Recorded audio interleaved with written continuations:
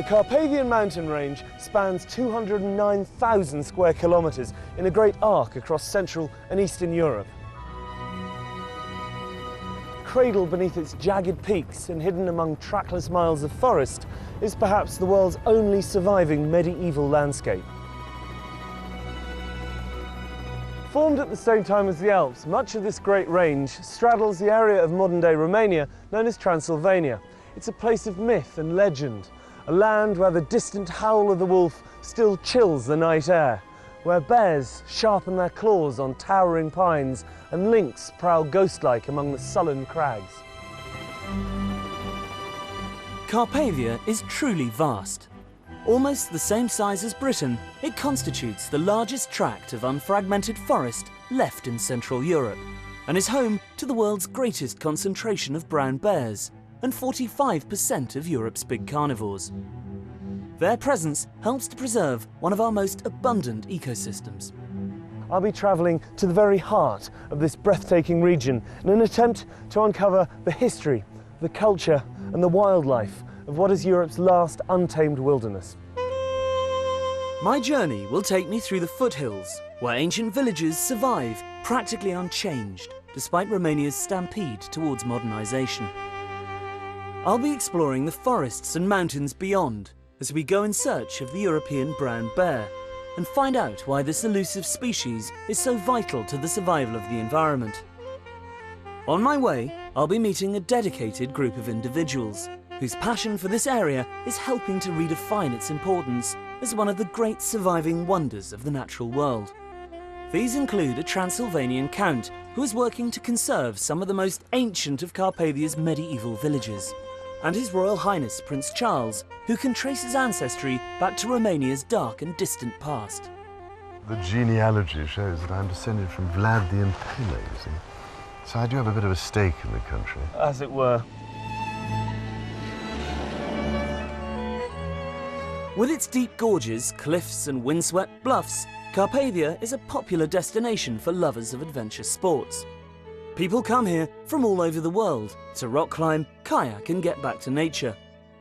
But for many Romanians whose parents were herded into cities by the communist regime, the mountains offer something far deeper, a chance to reconnect with their rural heritage.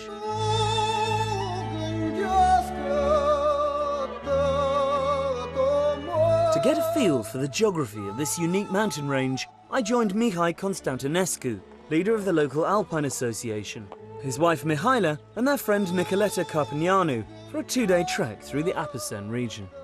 Yeah, finally. Thank you. Yeah, these roads are a bit labyrinthine. You must get used with this. Hi. Nicoleta. Hi. So where exactly are we going? They will going to have around 15 kilometers. Yeah. We'll set the tent tonight, and tomorrow we'll do the rest of the trip, and finally we'll reach the daffodil fields. That is very spectacular, and we have to be there because now they are fully bloomed. At their very best. Yes. You see, that's the traditional way of harvesting the woods. Yeah. They're using horses for that, to carry the woods. Yeah. And this would be... This is wood for will the be firewood, used, isn't yes, it? For the, yes, for the exactly. oven. Yeah. Will be used for fire. As you head up into the hills, the terrain rapidly grows wilder and the forest closes in around you. This is a world so ancient and unspoilt that our presence feels as ephemeral as the footprints we leave behind us. All my life, I've dreamt about visiting the Transylvanian wilds, but where Bram Stoker describes a sinister and haunted landscape, instead you find yourself in a world more redolent of Tolkien. This is actually the longest cave in Trascou Mountains. It has more than 2 kilometers of caves and galleries. So this great chasm is a system that goes right back through the mountain. Yes, it's going through the mountain. You can actually go and get out on the other side. You can see the place where the water goes in, and it pops up here. This tributary, though, is part of the Ariash river system. Yes, exactly. And the gorge that we're about to walk to is the next door valley, I presume. Yes, it's a parallel valley to this. It's like several hours of walking. Well, lead on. Okay.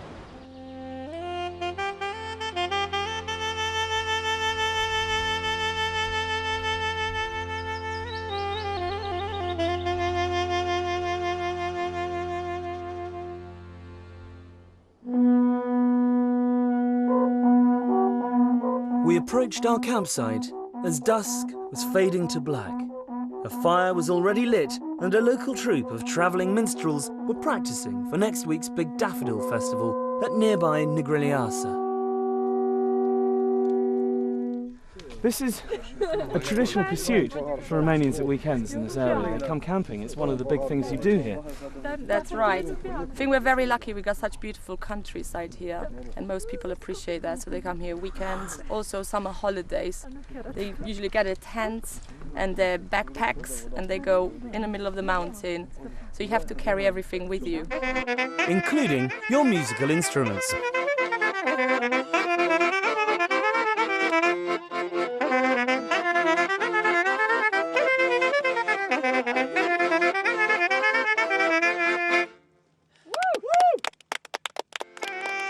The festivities continued late, a single small island of light and warmth in a vast ocean of night, the only other illumination being a pale, vociferous moon.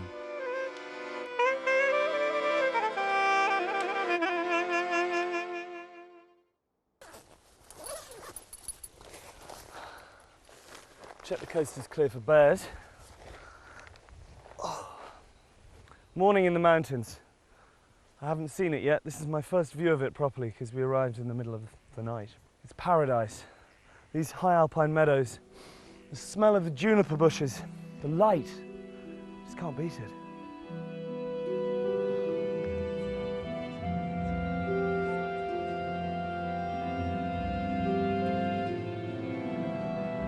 After a long morning's walk, we reached the wild daffodil pastures of the Apasan Hills.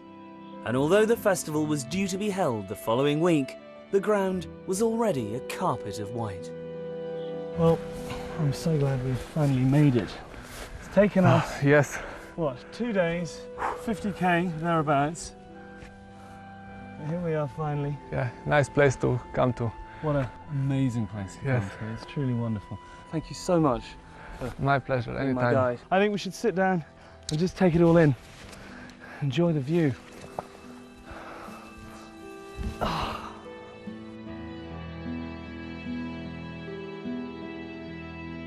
These stunning meadows of daffodils are just one of Carpathia's many floral spectacles, as I discovered when I caught up with head of World Wildlife Romania, Erica Stanciu, at a local food and crafts festival in Nucșoara.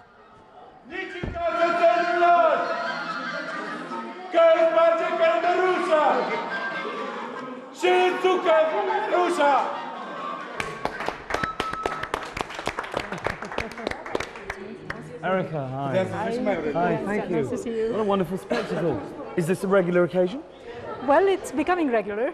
It is an old tradition that stopped during the communist times, and now it is being renewed. And the local people, including children, are very, very happy to do this and very Absolutely. proud. And these are all the local crafts, are they? Yes, these are all local people coming together to have fun and do some work as well. So this is a traditional social event, if you like, a social It's a social club. Exactly. Why are the Carpathians so important, so unique? Well, because we still have large areas of wilderness, which means very well balanced ecosystems with the whole array of habitats and species that were naturally here and still naturally are here, with the natural processes still happening. Because this is really unchanged from the way it was 1,000 years ago. Yes, there are large areas, large core areas I would call them, which are still in their natural form. These large wilderness areas are linked with corridors, and this means that animals have space And they to can move freely. They can move freely. Why is that so important? It's vital. It is vital, especially for some of the species like the large carnivores that need large spaces to Otherwise, survive. presumably you get inbreeding. Otherwise, there will be inbreeding. Otherwise, the whole population will be disappearing, if you like, Right. because they need space to live. These are large animals that need large areas to feed on, and it's crucial for them to have these corridors between the wilderness areas. So you have a lot of cuckoos around here. Yes, and many other species of birds. We have many wonderful species of flora, fields of wild daffodils and wild orchids and many other species which are very different from one season to the other. In May now and in June, up in the alpine areas, you can see wonderful gardens of wildflowers. Inhospitable though the Carpathians often are, people have been living here for millennia, and the mountains around Gradistia de Monte conceal something extraordinary. What you see today is estimated to be less than 10% of an ancient city that lies tangled and buried beneath the roots of the forest. The ruins of Sarmisegetusa, capital of the Dacians, have been described as the Machu Picchu of Europe, although they predate the Incas by nearly 1,000 years. Around 200 AD, it was the cultural, religious and military heart of a civilization that stretched from Slovakia all the way to the Black Sea. But this is an area that's proved almost impossible to conquer for any length of time. The Romans were forced to pull out due to the high cost of policing such wild terrain. Then came the Huns, the Avars, the Slavs and the Bulgars, the Magyars, and most enduring of all, the Saxons. Travelling northeast towards Brasov and the foothills, you reach a region where the German language is still widely spoken, and many of the people are descended from immigrants who came here in the 12th century. Or at least that was the case up until the early 1990s.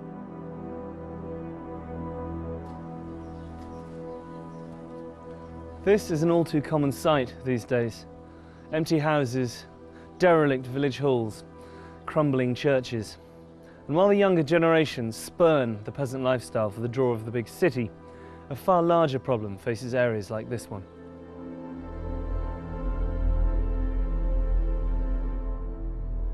Following the revolution and the fall of Ceausescu, the German government gave its Saxon cousins the opportunity to return to their homeland.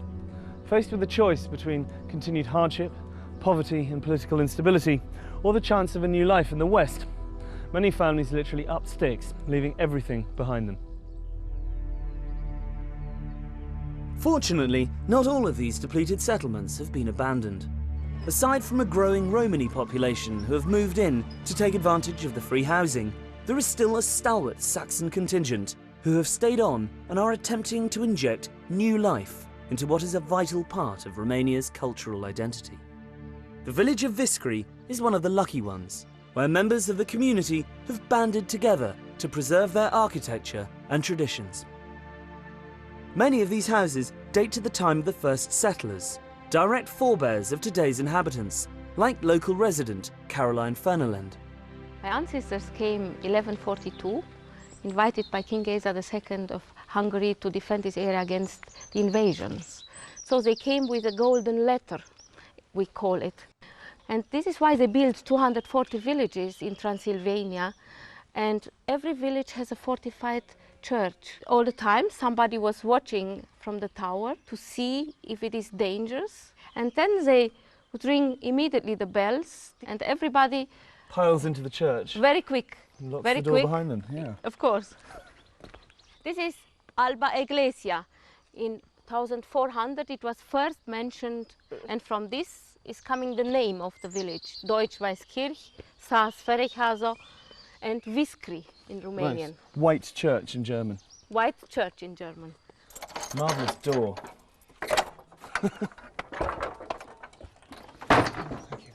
It is a very simple church, and our daughter, she finds some rules from 1640, how the community was organized and what they have been allowed to do and what not. For example, if somebody during the service was snoring and your second neighbor would hear you, you have to pay a fine. So it's okay if you fall asleep, but you must do so very quietly. Very quietly, yes. And presumably there was a pecking order in terms of where people sat in the church. Yes, this we are respecting also today, even if we are 8, 9 people. For example, the young ladies, they sit in the back, and when you get older, you move more in the front. After 80-year-old, you have to sit here close to the angel of death. This is the last station alive. It is preparing you For the afterlife. for the afterlife. How extraordinary. That shows a very healthy business-like attitude to mortality, really. Look at this. It is unbelievable. It's just so big, you can see, I mean, all the tiles on the beams, all the way up the structure inside the tower. I mean, I felt like I was gazing down Noah's Ark, you know, as you saw the roof of the church. The amount of work that must be required to maintain a building like this. Community has done this when it was needed. This is why they have not built something new here. They only maintained the church and the towers how they have been always. Ceausescu, in '88, he proposed that 8,000 villages like this to be destroyed in Romania, to destroy our identity. This was his goal. And now Viscri and other villages are listed, recognized by World Heritage, UNESCO. It's so lucky he was deposed in the nick of time, I think. When I'm here, I feel that I'm the richest person from this world. And if you are here in the evenings and hear these birds and insects singing, I really think it is wonderful, and all stress from the day is gone. Disappears. Yes, I think gazing out from this balcony has to be qualified as a form of meditation, really. It is, and I'm very grateful that I'm allowed to live here and now in this democracy. Journey across thousands of years of Polish history, from the birth of the nation around 750 BC to present-day Warsaw. Join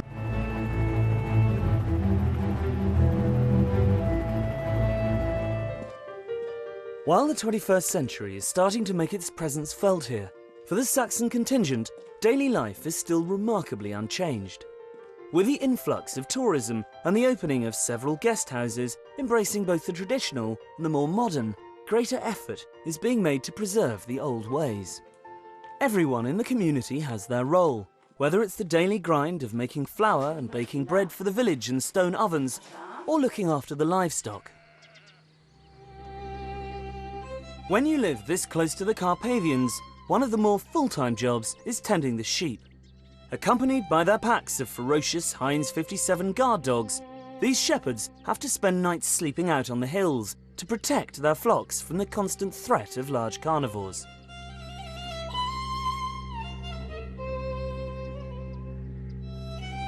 Am avut. Deci acum ce să spun eu asta? Cum atacă lupul. They had problems. Usually the wolves are attacking. Lupul te atacă, te pândește. Șade drept o grămadă cu mărăcini undeva, vine, te vede că ai trecut încolo și s-a sărit pe oaie. Does he ever get scared? Because presumably if he catches a wolf attacking a sheep, he's got to go out there and try and bash it over the head with his shepherd's crook.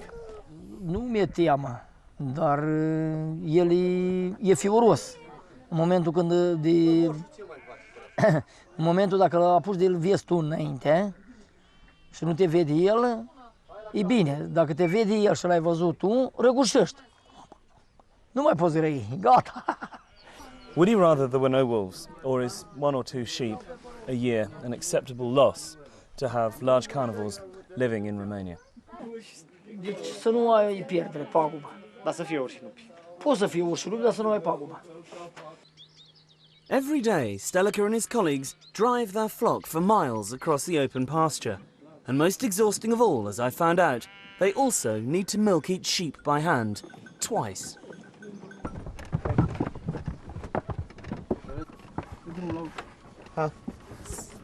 Hello? Yeah? It's official, I'm milking sheep.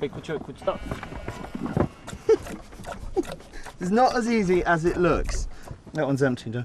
We're done. Let's try this. Very nice, sweet. Alas, this way of doing things could soon be outlawed, as dairies and local cheesemakers are shut down because they can't afford to comply with the bewildering battalion of EU health regulations.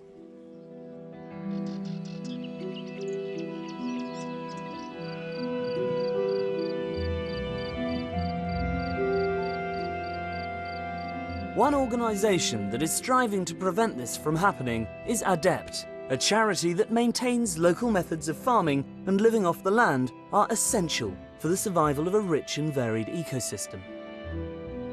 I caught up with British-based founder Nat Page. We're now in a typical damp lowland hay meadow, which is probably the most threatened kind of habitat in the whole of Europe today. They existed around villages in Western Europe and Eastern Europe, and really they've only survived in Eastern Europe. Here, just in this square metre where we're standing, in the beginning of June, there will be 60 different flower species in every square metre. The diversity of the flowers is just absolutely unbelievable. And that's because this has never been fertilised and has never been sprayed. And this kind of landscape is of fantastic European importance. You say it's under threat. In what way? There are two reasons. One is the need for farmers to make money. So unless they can get value for the goods they produce under these conditions, they'll be forced to intensify. And the other is abandonment, that if this land is left uncultivated, it will degenerate into a low value scrub, which doesn't have nearly the diversity. And we're not talking just about flowers here. There are between 100 and 200 species of butterfly that have survived because of the lack of spray. And so we're trying to protect the biodiversity.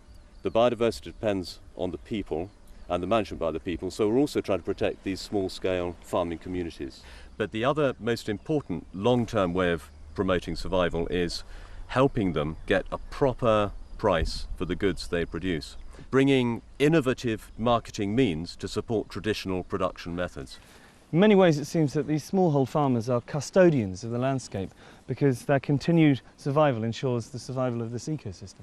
Yes, let's hope we can keep as much of it as we can. Who knows, in 10 years' time, this will not be the same. Well, it will be here in 10 years' time if everyone comes to look at it and experience it and enjoy it. Yes, look at it, enjoy it, and support the local economic system. And the system will continue. Perhaps the best way to explore these gently undulating fringes of Carpathia is by mountain bike. A set of trails has been built through the surrounding woods and hills, linking Viscary to its neighbouring villages, and whilst there's nothing too challenging, it's a great way to see the countryside.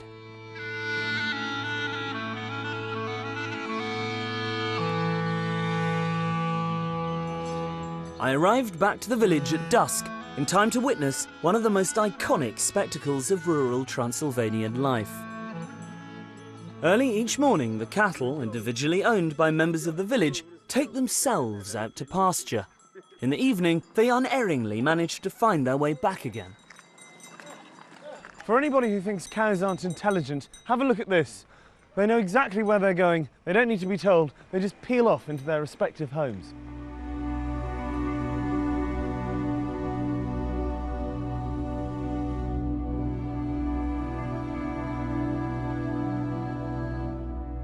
As Romania's economy is developing, the environment faces ever greater danger.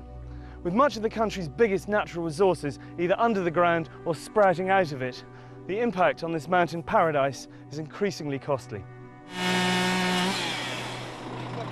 This is one of thousands of illegal logging operations that are taking place as I speak in the mountains of forest of this area. Look at this tree, you can count the rings. It's over 100 years old. It's not even selective. Well, it's selective in as much as they take the largest and the oldest trees, cart them off. It's a tragedy. Deforestation is the greatest threat facing this wilderness. As far as the government is concerned and the people who have been restituted land here, Carpathia's main value lies in its prime timber and mineral deposits. For a country struggling to catch up with the rest of Europe, this region is, literally in some cases, a gold mine. Insufficient resources to police such a huge area and a reluctance to do so makes it almost impossible to prevent such wide-scale clear felling. On top of this, the absence of planning laws is giving rise to a spate of new and often ill-conceived developments, like environmentally damaging ski resorts, hastily built to take advantage of the influx of foreign tourists. If operations like this one are allowed to continue due to greed and corruption and the demands of the Western world, then the forests of Carpathia will probably disappear within the next 10 years. But with Romania still such a poor country, it's hard to argue that they shouldn't be allowed to exploit their natural resources to improve quality of life. I've come to the frontier of the forest near Zarand with friend and environmental activist Radu Mott to visit one of the last people whose existence remains untouched by the wheels of progress. What a glorious place to live, but how isolated.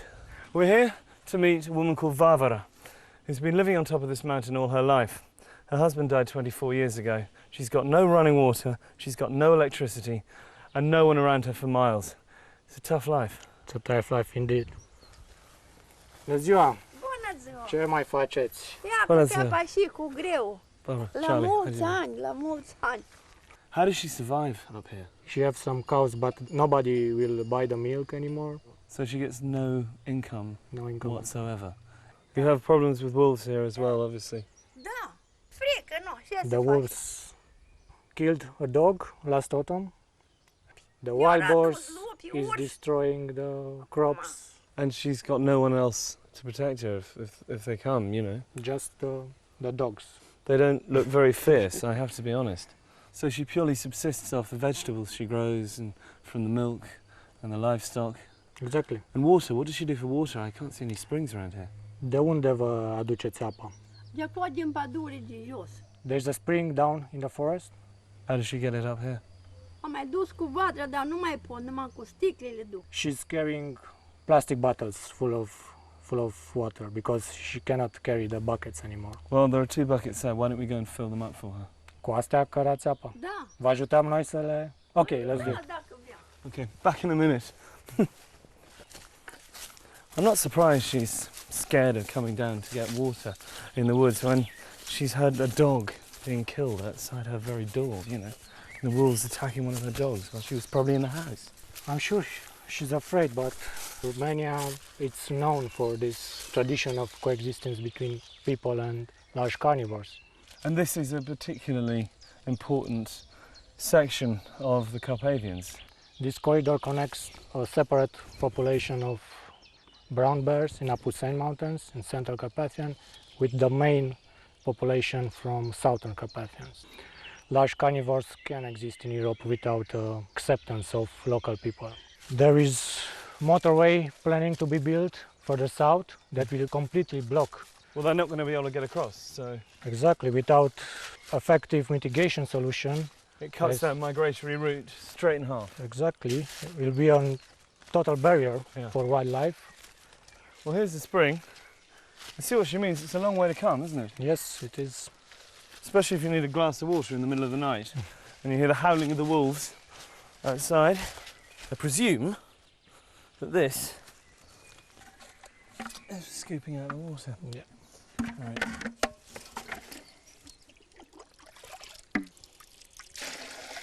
Can't believe she has to do this every day, and she doesn't even use these buckets. These little bottles don't last very long, so it must be constant coming back and forth. Exactly, but it's the only way for her to get water. I think we should try and raise some money, get her a generator and a water pump and a hose sorted out. Exactly. So, yeah. V-am adus apa. Vă mulțumim frumos. Cu plăcere, numai. Trăiți la mulți ani. Sănătate, numai bine. De-aia, Domnul. Hope that'll keep her going for a while.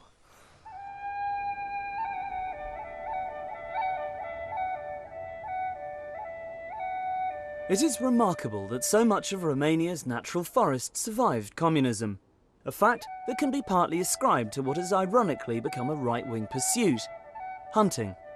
One reason the Carpathians are still home to big predators is because Ceausescu forbade hunting by ordinary citizens, according the European brown bear total protection in order to have exclusive access to trophies in the late 1970s. Today, Romania's home to over 5,000, around half of Europe's total bear population. One man working tirelessly to ensure their survival is naturalist Christoph Promberger. I joined him on one of his regular trips to monitor bear numbers in the forests north of Brasov. The wilderness really needs large carnivores because they keep the whole system in balance. They keep the ungulates under a certain threshold, so the forest can regrow, and when the forest can regrow, all the other species, the birds can live and so on. So the large carnivores are really important to keep everything alive. By ungulates, you mean herbivores? You mean the deer? Red deer, the roe deer, to some degree wild boar, the chamois in the higher elevations. For example, you know, if you don't have wolves, then the chamois will go down in the forest, and then in winter, and then they can eat a lot of the young trees. But if the wolves are there, the chamois, they stay high up, and then they don't damage the forest. They protect the trees, they protect the forest from being overgrazed. Exactly. The wolves and the bears and the lynx, they're on top of the food chain, so they control everything which is under them. When they control the ungulates, like the deer controls something below them, and so on. The whole chain keeps going. But if the wolves and the bears and the lynx are gone, then everything gets out of balance. I can't believe how many lorries there are. This is such a common sight on these sort of roads. You just see one every 2 or 3 minutes, it seems to me. It's terrible, yes. I mean, they're taking so much more out than they should, or that they could take out. It's absolutely not sustainable. Why is it so important to preserve these forests? I mean, Romania is a poor country and wood is one of its greatest resources. Well, that's true. We don't need the wilderness, but we don't need St. Paul's Cathedral, we don't need football, we don't need any of these things, but still we want to have them. And we are just one out of hundreds and thousands and millions of species, and they all have the same right to exist, and they need this wilderness. So we cannot just come and say we destroyed all. That's just, we can't do that.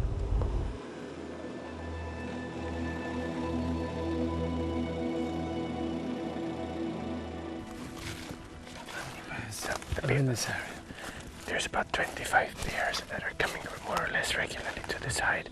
The height is just around there, about 150 meters from here. We gotta be very quiet now. They're the same family as the American grizzly, aren't they? Yes, they're actually the same species. They're just a different subspecies. Okay. Yeah. We might look out, there might be already tracks. Yeah, that you find tracks on the ground.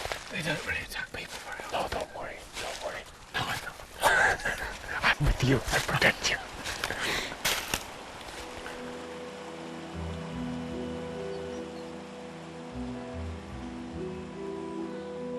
This hide was used by trophy hunters who would lay down food and sit in comfort, waiting for bears to wander into their sights. An iron frame was employed to measure the size of prospective targets. Haunches of meat were hoisted, and bears tall enough to reach them were deemed fair game. Today bears are still fed and monitored, but to propagate their numbers rather than furnish the homes of the party faithful. Oh yeah, this black one, that's a 5-year-old female. She's not coming very often, but I've seen her here before. It's amazing just to see bears so close. It's absolutely amazing. Yeah. What is it? It's not even 30 meters, isn't it? I know. They probably smell us, so they know that there's somebody here. But if we're quiet and if we don't do any fast movements, they will tolerate us here. Okay. Is that meat down the far end there? Because it looks like she's sniffing around there. Yes, that is the leftovers from the slaughterhouse. They came word and brought about a week ago a truck full of that stuff here. Okay. Mainly sheep guts and the sheep heads. Do they prefer that to the muesli? Or? Well, of course the meat is very protein rich, so they prefer meat, but it starts to get a bit smelly, so I think pretty soon it stings, I can smell a bit of it. Yeah, I think pretty soon they won't touch it anymore. The cubs? Yeah, oh yeah, that's a mother with 3 cubs of the year. They were born in January. Oh, look at that. The first time this year that they come out here. Yes, they've never been to before. No, she was very careful with them so far. So that's the first time that they're here. Wow, so this is a special occasion. Fantastic. Oh, how big are they? 15 kilos now. Tiny. Yeah, that's so cute. They're everyone. Look at that. It's hanging off. It's trying to hang on. I imagine you never get bored of this. No. Because you come in almost every day, don't you? You can sit here every evening. There's every evening something else happening. I could watch this forever. Yeah. Really good. As well as his environmental work, Christoph and his wife Barbara run an eco-lodge, which offers guided excursions to the bear hide, as well as kayaking trips. Their riding school, Equus Silvana, lays on equestrian breaks, where guests can spend days galloping through fenceless wilderness.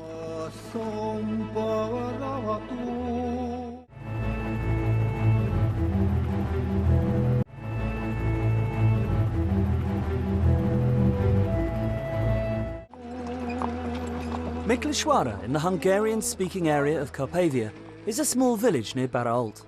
I've come here to meet Transylvanian Count Tibor Kalnoky, who is transforming the local community by converting disused homes into traditional guest houses and offering visitors the chance to step back in time. Tibor, hi. Welcome, Charlie. Good to see you. This is the most impressive hunting lodge.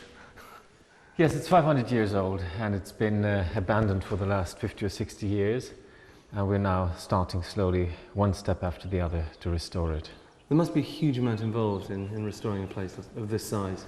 Yes, first a lot of research to see how it has been before, and then the techniques, the old techniques, have to be used. So it's quite a big job. So you're doing everything in the traditional way? By hand. By hand. How many buildings have you got in the village? In this village there are 6 houses with barns and all the other buildings around it, and then the manor with its domain. So it's if we take the buildings themselves, it's something like a dozen of So you're buildings. creating quite a space for people to come and stay and experience the village life here. I know this is just open pasture, but it does feel like we're in some great park. Yes, these wonderful trees, which are hundreds of years old, have been giving shade to the cattle, and that's why they're here. They're here, and they're mostly oak, it seems to me. Mostly oak, and some of them are over 500 years old. Tell me the history of your village. I mean, your family have been associated with this area for nearly 1,000 years, haven't they? Well, the village itself is the oldest of the whole region, of the Sekla land, as we call our region, which is populated by the Seklas. And it's going to have its 800th anniversary this year. The family is slightly younger. They came only 40 years later, so it's something like 760 years now. A relative newcomer. Yes, absolutely. And you were living in exile for quite some time during Ceausescu's reign. Yes. You then got the go-ahead to come back. Exactly. How So was that? I was raised mainly in France because my grandfather had already to leave just before the Second World War, actually, as an anti-fascist. Poor man, he was anti-fascist and anti-communist and was born in 1900, so he had a difficult life. He was ahead of his time. Yes. I came back in the 90s and started to sue the state for illegal expropriation, and I won some of the cases, but we don't have enough land to make a living from. So we decided to live from tourism, because it's the ideal way also to support the villages themselves. For example, in our guest houses we employ more people than we have beds, and we're very popular within the village, because the way we employ people allows them to keep their farms. If they would go to the city, they would have to give up their farms and their way of living. Exactly. So this is just the right way for them to earn an extra living, but to keep their own lifestyle. And not compromise that. Exactly. Do you think that this wonderful way of life, do you think it's doomed? Is it inevitable that it will die out? I hope not. You know, I've seen in America and already in England also reenactments of, in open-air museums. Of course.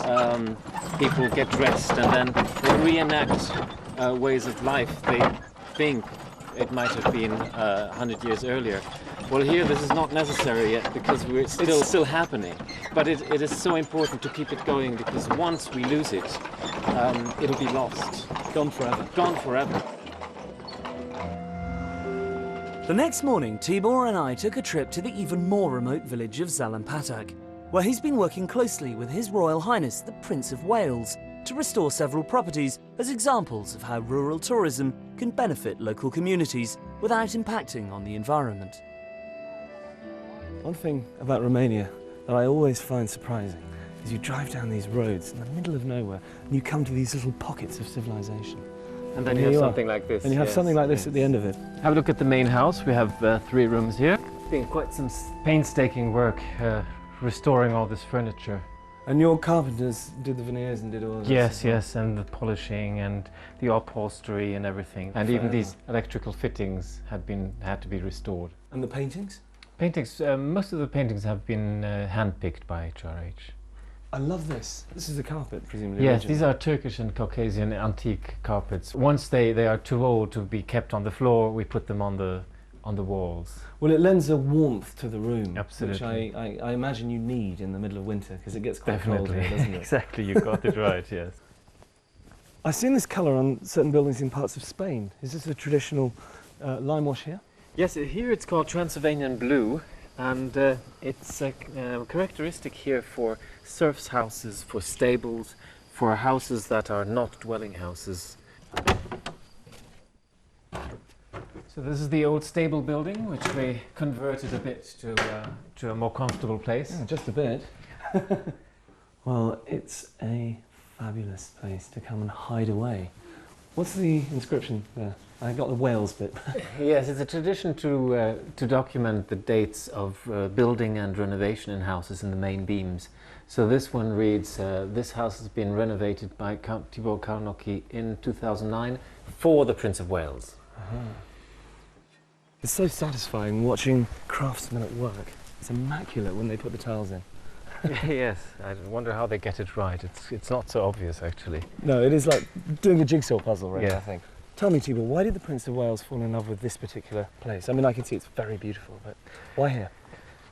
I suppose it is because it's a place where the local population still lives in total harmony with the environment, with nature. And it is not complete and total wilderness like up in the mountains. It is actually handmade, but it is the perfect cohabitation of man with nature.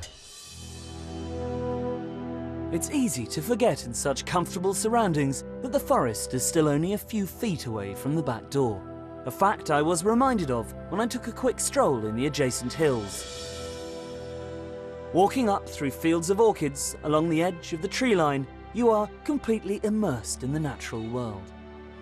I never dreamt that I would actually see bears in the wild outside a bear hide, but here was a sight I'd been hoping for all along.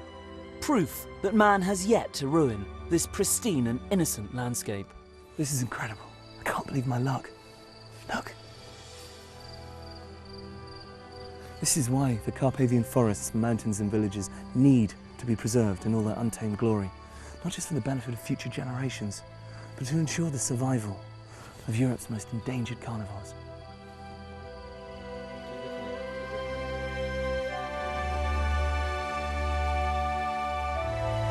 If something isn't done, then this verdant paradise will become as ecologically barren as the Highlands of Scotland. Once covered by magnificent forests of oak, beech and pine, now bare with new saplings grazed into submission by a wildly inflated deer population. But it's here I've come, on the last leg of my journey, to meet one of Carpathia's greatest crusaders, His Royal Highness, the Prince of Wales. The key thing I think about Romania, and Transylvania in particular, is that there's so much we can learn from, it seems to me. It is the last corner of Europe where you see true sustainability and complete resilience and the maintenance of entire ecosystems for the benefit of mankind, and also for nature. And there's so much we must learn from that before it's too late, I think. So presumably this is why it's so important to preserve it for the future. Well, I think so, but people will say, oh, well, she's just trying to preserve things in aspic, and you're trying to prevent progress and so on. But you'd think by now we might have learned a few lessons from the things that have gone wrong with an agri-industrial approach to everything.